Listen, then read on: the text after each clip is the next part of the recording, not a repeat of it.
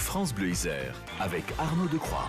Et c'était hier la journée mondiale du théâtre avec une initiative grenobloise pour permettre à de jeunes migrants à travers le théâtre de se réapproprier tout simplement leur histoire. On en parle avec nos invités, ils sont nombreux dans le studio, on en parle avec vous notamment Patricia Lécollier. Vous êtes animatrice d'ateliers d'écriture, d'ateliers théâtre, vous êtes en train de monter une pièce de théâtre sur le thème de l'exil en particulier. Vous êtes venu donc accompagner des comédiens et comédiennes. Ils ne sont pas tous là, mais il y en a déjà un certain nombre. Un certain nombre puisqu'on est 12-13 dans la pièce. Et donc, il y a les comédiens et Jaurès Gamba, qui est le metteur en scène.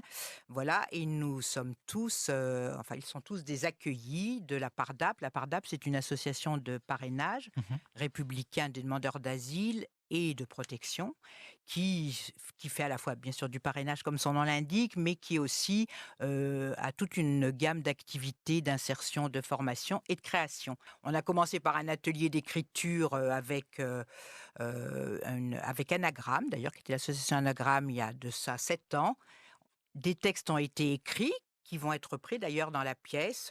Léonard, par exemple, qui est là, a écrit des textes dans ce livre. Ouais. Le livre a été publié. On a commencé à faire des lectures dans les bibliothèques. Et puis, on s'est embarqué dans l'aventure théâtrale. En quoi justement, Patricia Lécollier, c'est important de passer par ce processus d'écriture et puis de représentation théâtrale pour revisiter son histoire ? L'écriture, c'est ce qui permet, mais je crois qu'ils le diront mieux que moi, c'est ce qui permet d'exprimer son vécu, de faire partager ses émotions à travers les mots, quoi. Ouais. J'aurais justement, puisque vous êtes le metteur en scène de cette pièce, comment vous vous y prenez pour coordonner toutes ces histoires qui sont finalement si individuelles? Comment est-ce qu'on arrive à en faire un récit collectif? Pour un premier temps, comme c'était un atelier d'écriture, donc on s'est retrouvé à pas mal de textes et on s'est dit, est-ce que c'est pas possible de donner vie à ces textes? Et c'est à partir de là que l'aventure a commencé. Mais c'était un peu, pas difficile, mais comme il y en avait trop, imaginez un peu réécrire l'histoire, c'était un peu compliqué. Et puis on a essayé petit à petit, jusqu'à ce qu'on a eu l'image de ce qu'on voulait. C'est-à-dire, on a des souvenirs. Et par là, on a maintenant le parcours des exilés et on a trouvé quelque chose qui nous parlait.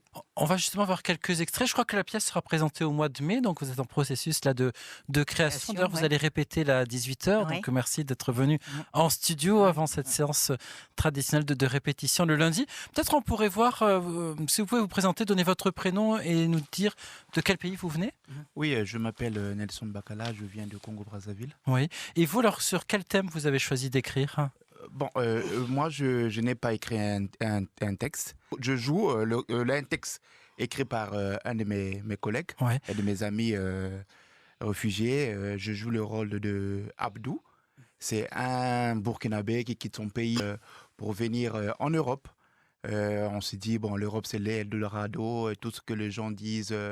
Et c'est bon, il a tenté son aventure de quitter son pays pour venir en Europe, un peu le parcours par l'Italie, le désert et autres. Oui, raconter le parcours, qui est peut-être un parcours que certains d'entre vous ont vécu, justement, ce parcours, vous peut-être, c'est ça? Vous avez vous-même passé par ces routes de l'exil et ces passeurs et tout ce qu'on entend souvent dans les médias, mais qui nous semble un écho très lointain. Vous, c'est votre histoire? Donnez-nous votre prénom et le pays d'où vous venez. Moi, c'est Mbemba Dramé, je viens de la Guinée-Conakry. Et oui, c'est une chose que j'ai vécue personnellement. Mais moi, c'était pas l'Italie.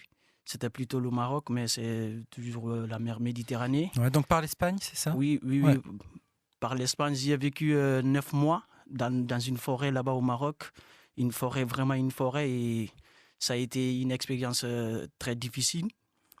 Même aujourd'hui, je le parle avec émotion, mais c'est quand même quelque chose que moi j'ai vécu au plus profond de mon cœur et avec le théâtre, j'essaie de partager. Et c'est vraiment très important pour moi. D'autres témoignages aussi, peut-être, parmi les 7 que vous êtes, qui veut prendre l'antenne? Peut-être, madame, vous donnez-nous votre prénom et nous indiquer d'où vous venez? Moi, je m'appelle Nguessan Denise, je viens de la Côte d'Ivoire. Oui. Et vous, quel est le témoignage que vous avez voulu porter sur scène à travers ce processus d'écriture? Bon, moi, je n'ai pas écrit, j'interprète juste les écrits que mes amis ont vécus. Et moi, dans mes textes que j'interprète le souvenir aussi et le mariage forcé. Une jeune fille mineure qui n'a pas l'âge de se marier, qui, à cause de la pauvreté de ses parents décident de donner la fille en mariage et en retour pour recevoir des miettes. J'écoutais d'ailleurs en préparant l'émission certaines des capsules que vous avez préparées. On parle aussi de l'excision et finalement de la condition de la femme en général. Oui, on parle de l'excision parce que l'excision est beaucoup pratiquée dans certains pays africains. Bon, dans certains pays que vous connaissez, la Guinée, la Côte d'Ivoire, la Somalie, et ainsi de suite. Voilà, c'est une pratique qui est couramment. Et pour eux, quand une femme est excisée, c'est comme si elle sortait de l'impureté. Voilà, c'est des choses absurdes. Vraiment, c'est des choses qui... Bon, je dirais que c'est des choses qui n'honorent pas la femme, mais qui, chez nous, pour nous, honorent la femme. C'est ça, et ce processus d'écriture, ça permet un petit peu d'exorciser aussi tout ça, puis de dénoncer certaines pratiques, le mariage.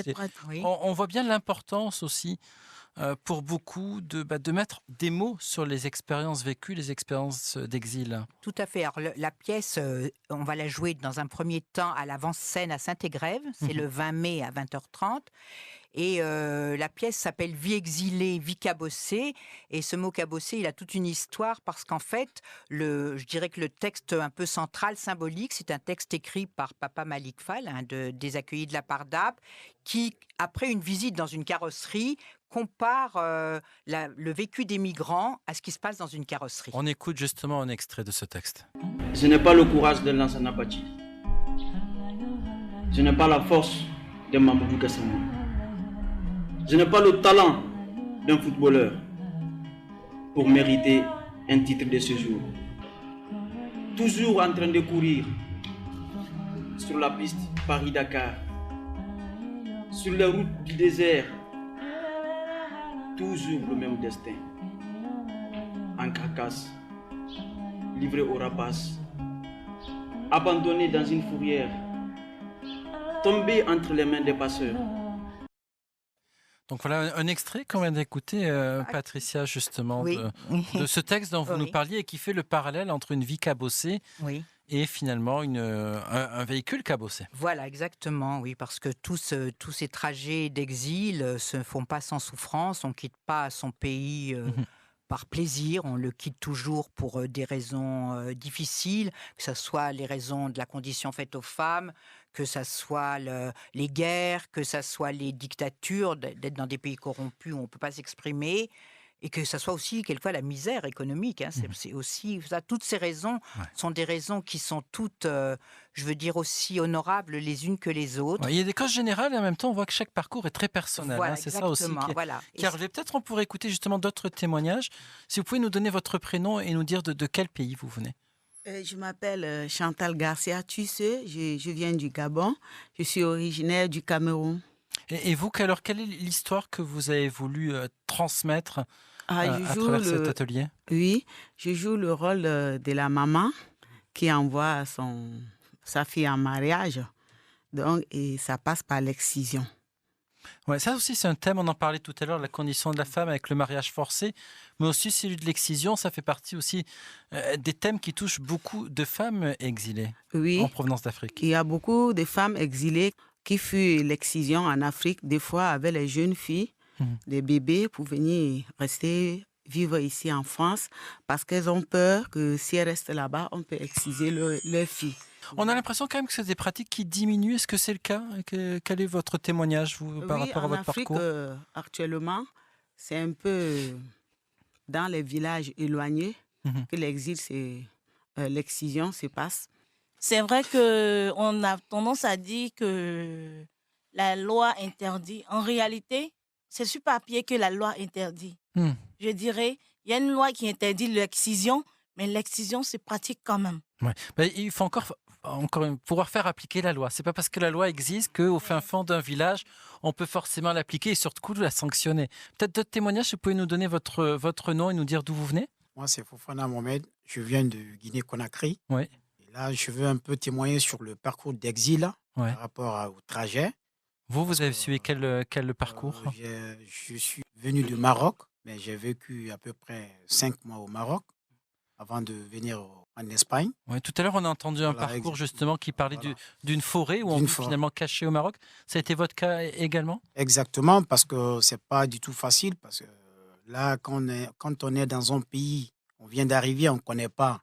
Là, tu vas avoir beaucoup de difficultés. C'est au niveau de ta vie. C'est-à-dire comment pour avoir du manger, comment tu vis en forêt, avec la police. Oui, il y a une crainte permanente. Une crainte permanente, exactement, c'est bien ça. Nous sommes partis chez nous parce qu'on n'a pas de choix.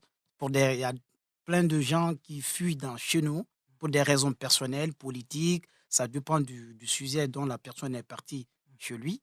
Merci à tous d'être venus en studio nous parler de ces témoignages, de ces parcours extrêmement personnels et on pourra vous voir sur scène donc le 20 mai justement pour Vie exilée, Vie cabossée, un atelier que vous menez justement Patricia, l'écolier avec ces ateliers d'écriture, ateliers de théâtre. Réserve sur www.apardap.org.